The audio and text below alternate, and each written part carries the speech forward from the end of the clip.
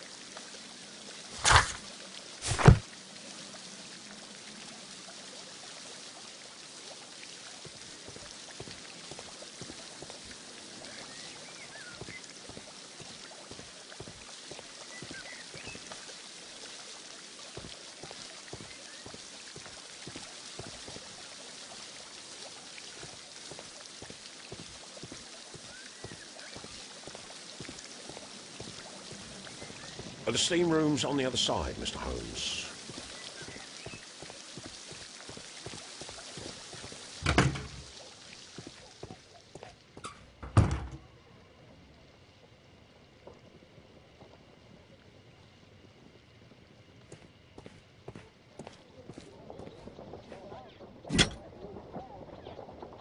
Champagne for a special occasion.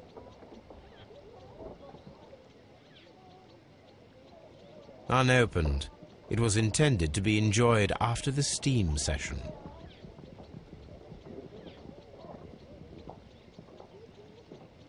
An ice bucket to keep the champagne chilled.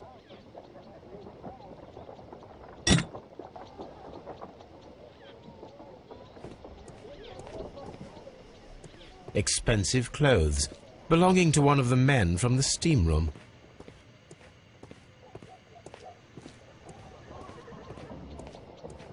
Clothes belonging to one of the suspects.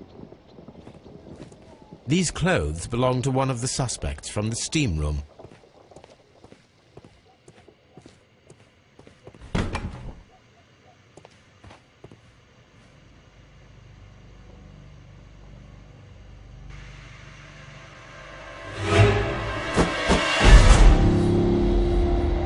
Good Lord, Holmes. Death with a peculiarly Roman piquancy. Like the one you almost had an hour ago. Let us forget about that.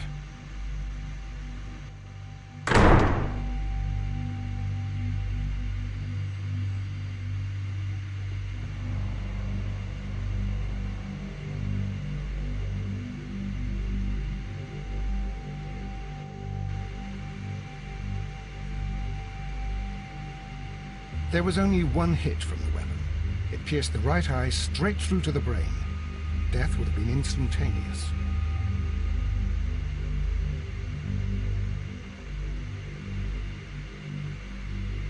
Some dirt or earth. I'll take a sample.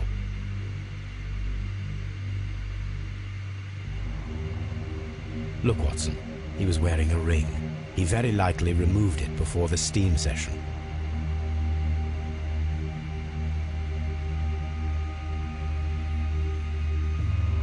Well, death is very recent, between 30 minutes to 1 hour ago.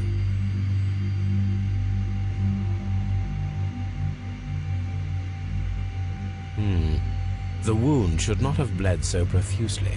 This pool is rather large.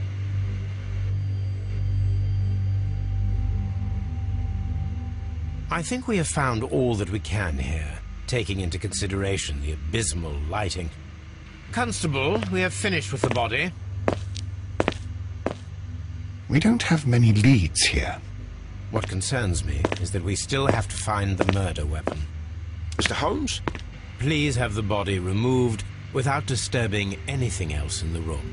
All right, Mr. Holmes. I was wondering, Holmes, it's fairly reckless to carry out a murder inside a closed chamber. Why do you suppose they did it? There are a great many possibilities. The murderer was in a hurry, or he is an artist, or a ghost, or he wanted to ensure that I'd be brought in on the case. Probably the latter. You are ridiculous. Do you know that?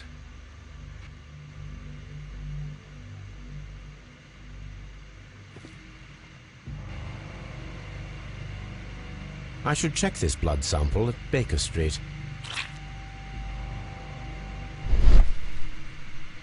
This key was covered in blood. I should ask Phillips about it.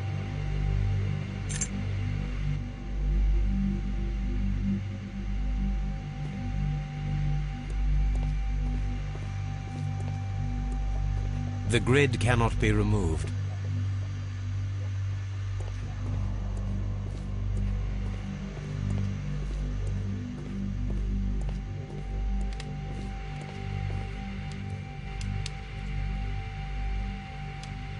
G. Newell and Sons, steam specialists, Seattle, WA.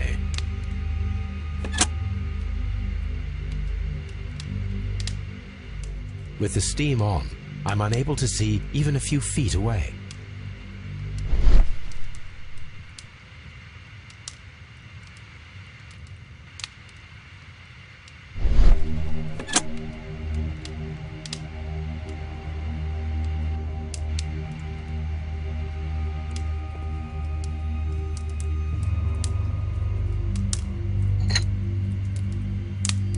One lens is cracked, probably due to the temperature of the brazier.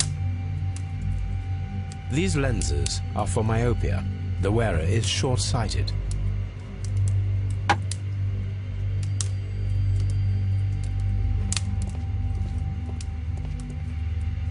The brazier is still burning. The heat here is extreme.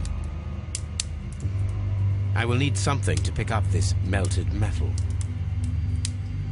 It is too hot. The weapon is nowhere to be found.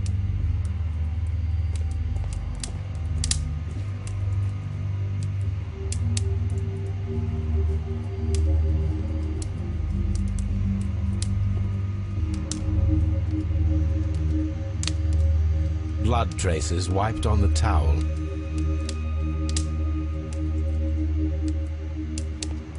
It's horrible. Sir Rodney is dead. Can't we speak about it somewhere else?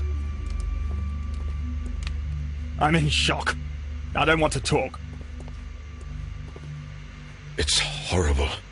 I can't talk at the moment.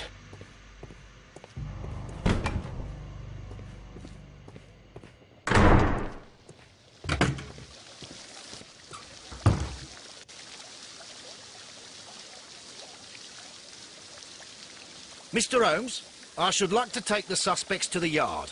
You can interrogate them there. Any objections? None, Lestrade.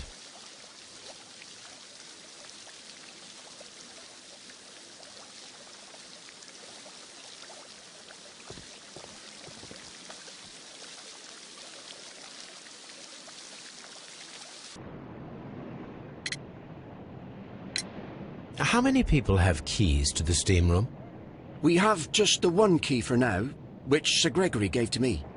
So, this morning you opened the steam room, and then? I put the key inside my desk, but when they called, I couldn't find it. It had disappeared. I don't know where it is. Did you leave the baths at any time, or receive any visitors? No, sir, I did not.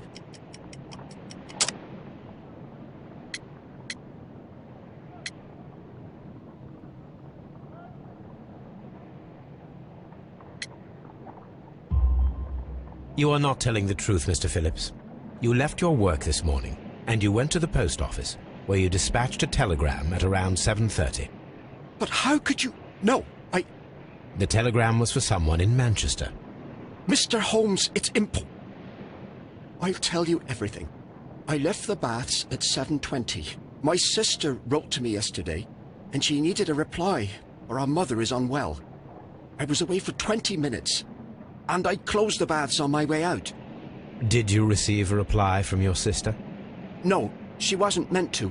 I just told her to pawn my old school uniform so that she could pay for the medication.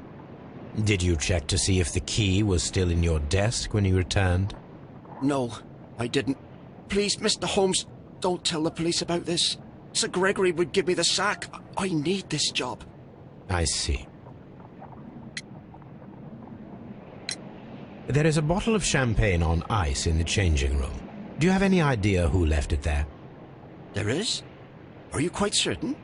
I didn't pay any attention. Do you believe that it's important?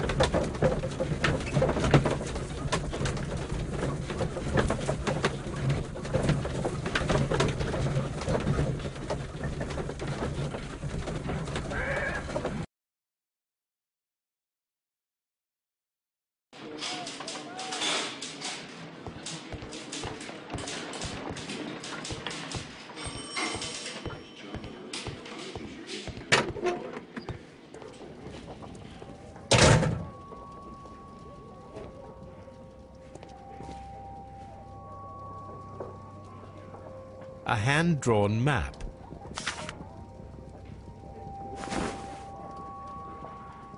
Rodney Bentcliffe's notebook. It may contain something of interest. The last pages were torn out. We must find a way of retrieving Sir Rodney's last lines. Watson, please prevent anyone from entering the room. But first, fetch me a pencil. To begin with, a few strokes of the pencil will be enough. I don't want to damage the traces.